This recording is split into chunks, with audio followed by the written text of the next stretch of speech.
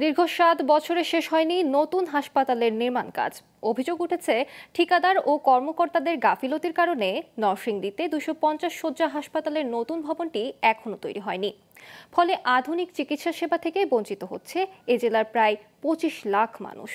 এছাড়াও হাসপাতালের nursing college ভবনটি উদ্বোধন হলেও এখনো আলোর মুখ দেখেনি কলেজটি। এ বিষয়ে ক্যামেরার সামনে কথা বলতে রাজি নন গণপূর্ত অফিসের কর্মকর্তারা। তবে হাসপাতাল কর্তৃপক্ষ জানান শিগগির চালু হচ্ছে নার্সিং কলেজ ও হাসপাতাল। নরসিংদী থেকে মোহাম্মদ শফিকুল ইসলাম মতির তথ্যচিত্রে ডেস্ক রিপোর্ট।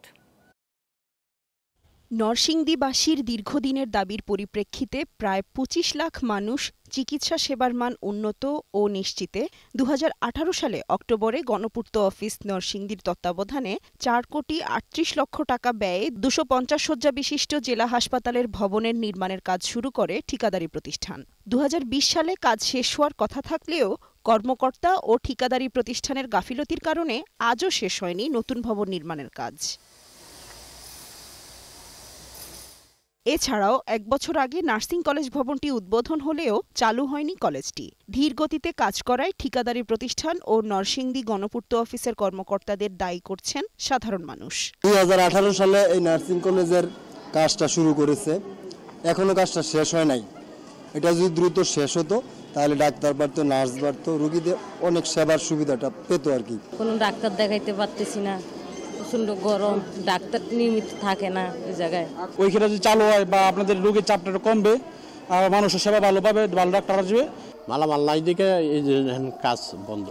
এ বিষয়ে ঠিকাদারি প্রতিষ্ঠান ও নরসিংদী গণপূর্ত অফিসের কর্মকর্তারা ক্যামেরার সামনে কথা বলতে রাজি হয়নি। তবে জনগণ সংকট আর শিগগির নতুন হাসপাতালের চিকিৎসা সেবা চালুর আশ্বাস দিয়েছেন এই কর্মকর্তা।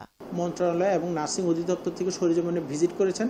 আরও কিছু কাজ সম্পন্ন শেষে এটি চালু করা সম্ভব হবে। আর ২৫০ শয্যার যেটি ভবন, সেটি ভবনটি নির্মাণ কাজ চলমান শেষের দিকে, এবং আমরা আশা করছি আগামী কয়েক মাসের মধ্যে এটি আমরা হস্তান্তর নিতে পারব। এদিকে নার্সিং ইনস্টিটিউট বিষয়ে কথা না বললেও একই আশ্বাস দিলেন সিভিল সার্জনের এই কর্মকর্তা। এই খাতটাকে কিভাবে উন্নতিকরণ করে ২৫০ শয্যা বিশিষ্ট হাসপাতালে উন্নীত করা যায়, এবং সেই ব্যাপারে আমরা সম্পূর্ণভাবে পজিটিভলি কাজ করছি, এবং আমরা আশা করি আপনাদের অতি সত্বর এই ব্যাপারে সহযোগিতা করতে পারব। দ্রুত কাজ শেষ হলে আধুনিক ও উন্নত সেবা পাবে নরসিংদী সহ আশেপাশের এলাকার মানুষ, এমনটাই জানালেন ভুক্তভোগীরা। Global television news desk.